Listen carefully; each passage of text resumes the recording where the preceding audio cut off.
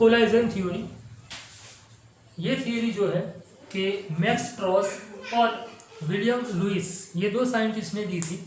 और ये थ्योरी हमको ये बताती है कि जब भी कोई रिएक्शन होती है तो रिएक्शन के अंदर जो भी रिएक्टेंट पार्टिसिपेट करते हैं वो रिएक्टेंट जो है वो आपस में पहले कोलाइड होते हैं। जैसे कि हमने मॉलिक्यूलरिटी की जो डेफिनेशन थी उसमें देखा था, बराबर, number of molecules of reactant which collide before converting into product, बराबर ना। तो ये जो कोलाइजन है, बराबर ना, वो है, लेकिन वो कोलाइजन कैसे होना चाहिए, एनर्जी क्या होनी चाहिए, ये सब यहाँ पे बात है, बराबर ना। मैंने आपको आखिरी मतलब जनरली मैं बच्चों को पूछता हूँ कि एग्जाम्पल देता हूँ मिल्क का, बराबर ना, कि मिल्क जो होता है वो समर में अगर विदाउट फ्रीजर रखा हुआ है तो जल्दी बिगड़ता है, और उसका आंसर ये होता है कि हीट, ड्यू टू हीट, बराबर। लेकिन जब वही मिल्क आप स्टव पे गर्म करते हो, उसको बॉईल करते हो, तब नहीं बिगड़ता। कभी कभी बिगड़ भी जाता है लेकिन जनरली नहीं बिगड़ता, हम तो रोज करते हैं गर्म। सो अगर हीट से बिगड़ना है तो उससे भी बिगड़ना चाहिए, लेकिन ऐसा नहीं होता, बराबर। तो उसका हमको रीज़न जो है वो क्यों नहीं होता है वो हमको कोलाइजन थ्योरी बताती है। ये थ्योरी में सबसे पहली बात ये है कि जो भी रिएक्टेंट मॉलिक्यूल्स है they are suppose to be spheres, बराबर ना, कि वो स्फीयर है, ऐसा मान के चलते हैं, बराबर ना, कि स्फीयर है और वो आपस में टकरा रहे हैं। ये टकराने के लिए क्या है कि सबसे पहला कि जब भी वो टकराएंगे तो एक प्रॉपर डायरेक्शन में से उनको एक दूसरे से कोलाइड होना जरूरी है। और दूसरी बात कि कोलाइजन के लिए प्रॉपर मिनिमम काइनेटिक एनर्जी होना चाहिए, जरूरी है। बहुत ज़्यादा काइनेटिक एनर्जी होगी तो भी नहीं होगा। वो कहाँ पे होता है, बॉइलिंग मिल्क में होता है, इसलिए वो नहीं बिगड़ता है, बराबर ना। सो काइनेटिक एनर्जी कि जो मिनिमम काइनेटिक एनर्जी है फॉर कोलाइजन, जिसको हम कहते हैं थ्रेशोल्ड एनर्जी, वो होना भी जरूरी है। दूसरी बात, ये जब कोलाइड होंगे तो एक बीच में एक्टिवेटेड कॉम्प्लेक्स बनाएंगे और फिर प्रोडक्ट में कन्वर्ट होंगे। कैसे होते हैं हम देखेंगे, लेकिन हमने एक फॉर्मूला देखा था आरएनएस का, बराबर। तो आरएनएस इक्वेशन है, उसी का रिलेटेड यहाँ पर भी एक इक्वेशन है, बराबर। अब आरएनएस इक्वेशन कौन सा था, तो भाई K इक्वल्स टू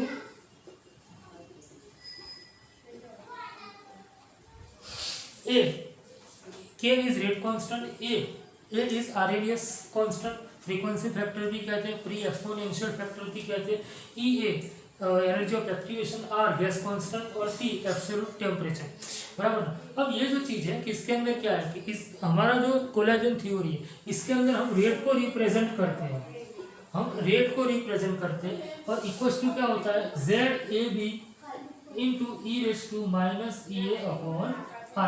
अब यहाँ पे हमने Z लिया है, और Z क्या है तो कोलाइजन फ्रीक्वेंसी है, और AB क्या है, तो यहाँ पे मान लो कि कोई एक रिएक्शन हो रही है कि A और B, और हमको मिल रही है प्रोडक्ट। सो A और B जो है वो दोनों एक दूसरे से कोलाइड होंगे, तो वो क्या होगा, रिएक्टेंट। तो Z क्या है, तो फ्रीक्वेंसी फैक्टर कि पर सेकंड यूनिट वॉल्यूम में रिएक्टेंट मॉलिक्यूल के बीच में कितने कोलाइजन हो रहे हैं, वो जो नंबर होता है, that number is called collision frequency Z, बराबर। तो Z इज कोलाइजन फ्रीक्वेंसी मतलब कि द नंबर ऑफ कोलाइजन्स पर सेकंड इन यूनिट वॉल्यूम, बराबर, of reaction mixture is called collision frequency, बराबर ना। तो क्या होगा, देखिए मैं आपको यहाँ पे बता रहा हूँ कि दूसरी बात ये है यहाँ पे कि कोलाइजन जो है वो प्रॉपर डायरेक्शन से होना चाहिए, प्रॉपर ओरिएंटेशन से, बराबर ना। मान लो कि 2HI है, उसमें से H2 + I2 बनाना है, बराबर ना। तो एक HI का मॉलिक्यूल यहाँ पे है और एक HI का मॉलिक्यूल यहाँ पे है। अब ये दोनों जब हाइड्रोजन का साइज छोटा होता है, तो यहाँ पे ये दोनों कोलाइड करेंगे और यहाँ पे ये दोनों, तो हमको क्या मिलेगा H2 + I2। सो ये है, ये बनने से पहले ये बनेगा, तो ये क्या है, ये है एक इंटरमीडिएट,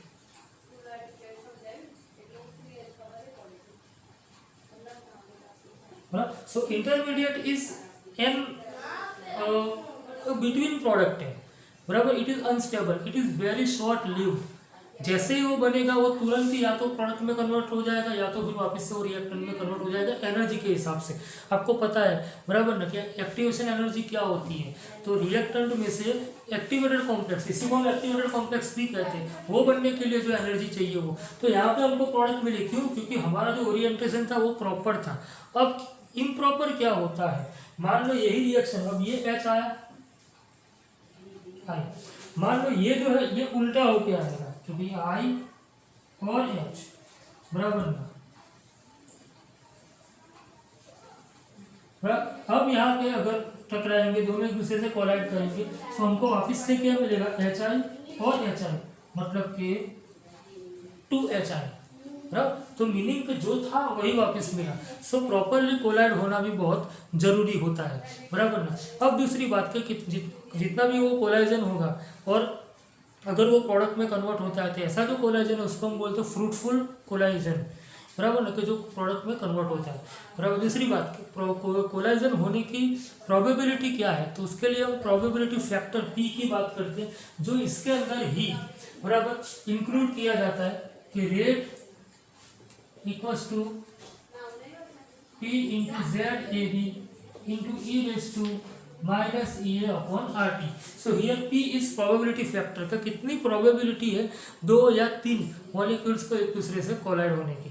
आपके बुक में देखिए कोलाजन थ्योरी के लिए एक एग्जांपल भी दिया हुआ है कि जिसमें प्राइमरी हैलाइड लिया हुआ है कि कार्बन के साथ 3 हाइड्रोजन,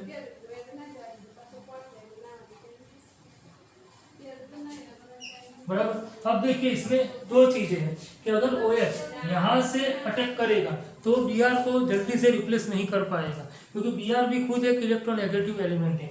लेकिन अगर OH जो है वो यहाँ से अटैक करेगा तो हमें क्या मिलेगा, तो कार्बन ये Br का बॉन्ड जो है वो टूटेगा और नया जो है वो बॉन्ड बनेगा OH का और 3 हाइड्रोजन ऐसे एलाइन हो जाएंगे।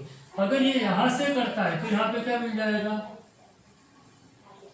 No product. नो प्रोडक्ट कब मिलेगा कि जब इम्प्रॉपर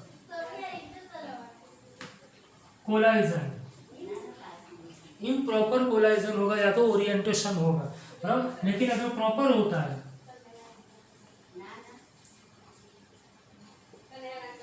बराबर तो आपको क्या मिलेगा, ये एक मिलेगा जिसको हम क्या कहते हैं एक्टिवेटेड कॉम्प्लेक्स या तो इंटरमीडिएट कहते हैं। और फिर इसके अंदर से हमको मिल जाएगी एक प्रोडक्ट कि भाई कार्बन 3 हाइड्रोजन और यहाँ पे OH आ गया और यहाँ पे Br माइनस अलग हो गया, बराबर। तो यही कोलाइजन थ्योरी हमको बताती है कि रिएक्शन कब होगी, नहीं हो रही है तो क्यों नहीं हो रही है, बराबर। थोड़ी ड्रॉबैक्स भी है। सबसे पहले ड्रॉबैक ये भी है कि भाई मतलब एक या ज़्यादा कुछ है नहीं कि यहाँ पे ये है कि भाई जब ये थ्योरी बताई जाती है समझाई जाती है तो जो भी मॉलिक्यूल्स है उसको स्फीयर्स मान के चलते हैं, उसका स्ट्रक्चरल फॉर्मूला जो है उसके ऊपर ध्यान नहीं दिया गया है, बराबर ना। और फायदे इसके बहुत सारे हैं, जैसे मैंने आपको एक एग्जांपल दिया, ये एग्जांपल है। दूसरी बात कि एयर में जो ऑक्सीजन है वो हमको मिल रहा है, अवेलेबल है। नहीं तो अगर कोलाइजन थ्योरी हमको ये नहीं बताती तो नाइट्रोजन ऑक्सीजन रिएक्शन क्यों नहीं कर रहे हैं, बराबर, NO बनाने के लिए, तो वो कोलाइजन थ्योरी समझाती है। तो ऑक्सीजन वो कोलाइड नहीं कर रहे हैं, प्रॉपर ओरिएंटेशन से नहीं कर रहे, प्रॉपर काइनेटिक एनर्जी से नहीं कर रहे, इसलिए ऑक्सीजन अवेलेबल है। और ऑक्सीजन अवेलेबल है तो हम ब्रीदिंग कर रहे हैं और हम जो है वो as a living system exist कर पा रहे हैं। सो कोलाइजन थ्योरी में बस इतना ही। Thank you. Effect of catalyst on rate of reaction, जो कि हम आगे भी पढ़ चुके हैं जब ये चैप्टर चालू किया था कि भी रेट ऑफ कैटालिस्ट क्या होता है, तो एक ऐसा केमिकल सब्सटेंस होता है कि जो रेट ऑफ रिएक्शन को ऑल्टर कर सकता है। जनरली ये होता है कि भाई कैटालिस्ट जो होता है वो रेट ऑफ रिएक्शन जो होती है उसको इंक्रीज करता है, बराबर। हम ये मान के चलते हैं और ऐसा होता भी है, बराबर। सो बहुत सारी जगह पे ऐसे केमिकल सब्सटेंसेस का यूज़ होता है, बराबर ना, कि जो रिएक्शन के रेट को बढ़ाता है। रेट को बढ़ाने का मतलब क्या है कि वो रिएक्शन कंप्लीट होने के टाइम को डिक्रीज करके देता है। बाकी सब चीज़ें जो भी होगी वो वैसे की वैसी रहेगी, कैटालिस्ट भी आपको वैसे का वैसा वापस मिल जाएगा, बराबर ना। अच्छा, प्रोडक्ट भी उतनी ही मिलेगी जितनी मिलनी है, बस खाली टाइम जो है वो कम हो जाएगा, फिर रिएक्शन फास्ट हो जाएगा, बराबर ना। तो जैसे कि एक एग्जांपल है आपकी बुक में KClO3,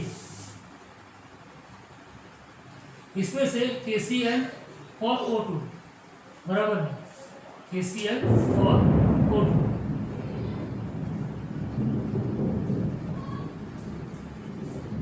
बराबर। अब देखिए यहाँ पे जो ऑक्सीजन है ये जो लिबरेट होगा, so actually during the decomposition of KClO3 the liberation of oxygen is very, so So the liberation of oxygen during this reaction, during the decomposition of KClO3, ना जो लिबरेशन ऑफ ऑक्सीजन है वो बहुत ही कम rate से होता है, धीरे धीरे वो इवॉल्व होता है। तो हम क्या करते हैं, क्योंकि ऐसा कोई कैटालिस्ट यूज करें जैसे कि MnO2, बराबर ना, मैंगनीज डाइऑक्साइड, MnO2 का यूज करेंगे तो evolution of oxygen becomes faster. So ये सब्सटेंस क्या करता है कि रिएक्शन जो उसको फास्ट कर देता है, बराबर ना। दूसरी बात कि भाई कैटालिस्ट जो होता है कि according to Arrhenius equation catalyst का काम क्या है, तो उसका मेन फंक्शन ये है कि द एक्टिवेशन एनर्जी जो है उसको डिक्रीज करेगा। So as lower the activation energy higher the rate of reaction. तो जितना भी एनर्जी ऑफ एक्टिवेशन कम रहेगी, बराबर ना, उतना ही रेट लॉ जो है वो ज़्यादा रेट ऑफ रिएक्शन जो है वो ज़्यादा रहेगा। तो वो हमने जो आगे भी जो ग्राफ देखे थे कि जो वही मोल फ्रैक्शन है और रिएक्शन का जो है, तो बराबर ना। चलिए यहाँ पे मान लो कि यहाँ पे फ्रैक्शन ऑफ मॉलिक्यूल है और यहाँ पे रिएक्शन है, तो यहाँ से अगर हम लेते हैं तो यूं अगर आपका ग्राफ जा रहा है, बराबर, तो ये जो पार्ट है यहाँ से लेकर के आपको ये जो मिल रहा है, बराबर, ये कैसा है कि भी अनकैटालाइज्ड। अगर कैटालाइसिस का यूज करोगे तो ये एक्टिवेशन एनर्जी का डिफरेंस आपको मिलेगा,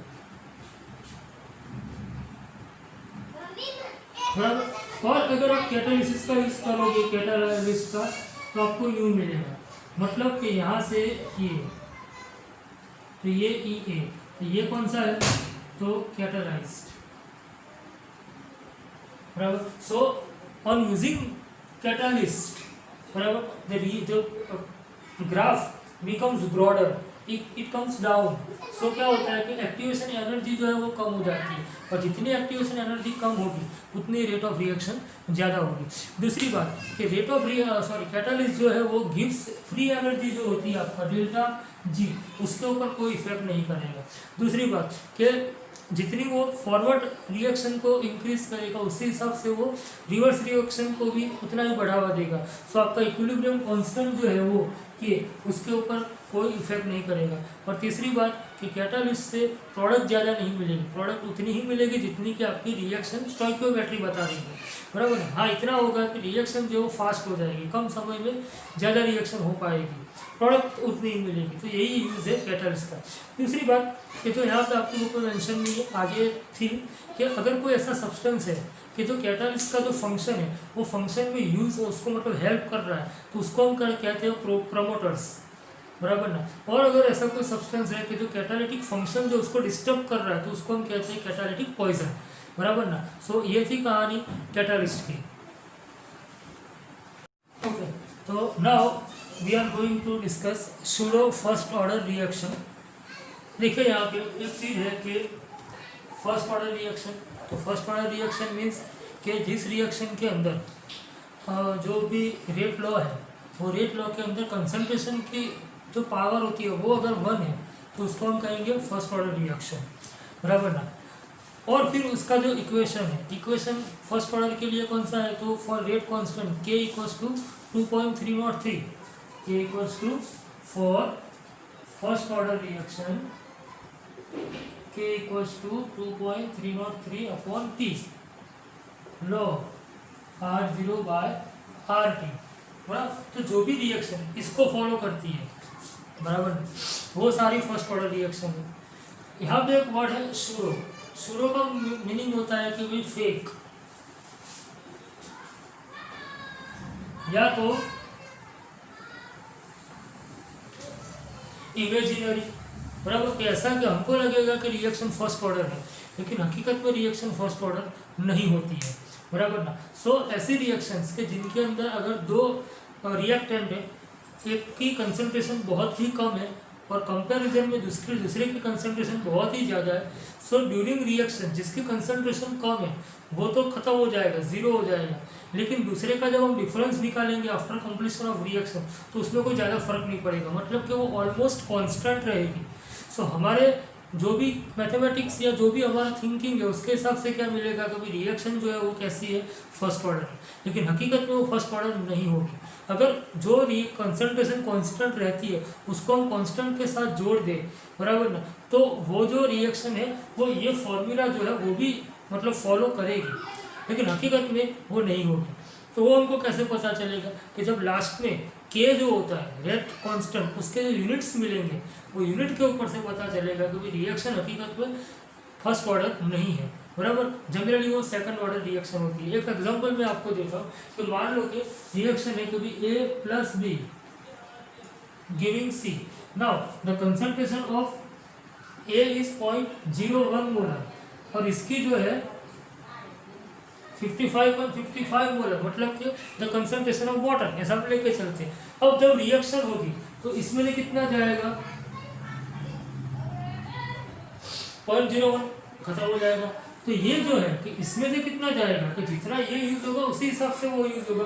तो इसके अंदर देखिए हमें क्या मिलेगा 55.5, तो वो तो यहाँ पर भी था, सो ऑलमोस्ट कांस्टेंट रहेगी, बराबर ना। तो रिएक्शन जो है क्योंकि रेट वो क्या होगा K into A into B, लेकिन B जो है वो कांस्टेंट है, तो हम यूँ लिख सकते हैं कि K0 इंटू A। वहाँ पे K0 क्या है, तो K और इंटू B, बराबर ना। आपकी बुक में एक एग्जाम्पल भी दिया हुआ कि जिसके अंदर देखिए CH3 COO C2H5।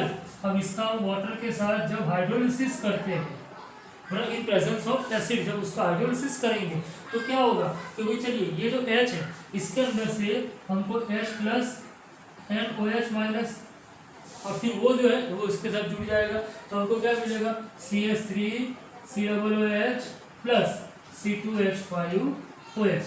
लेकिन जैसा कि हम जानते हैं, मैंने आपको पहले भी बताया कि वाटर की कंसंट्रेशन तो पूरे रिएक्शन के दौरान और कहीं भी वो तो कांस्टेंट रहेगी, बराबर ना। तो अगर ऐसा होता है तो रेट क्या रहेगा, तो rate equals to K into ये जो है एस्टर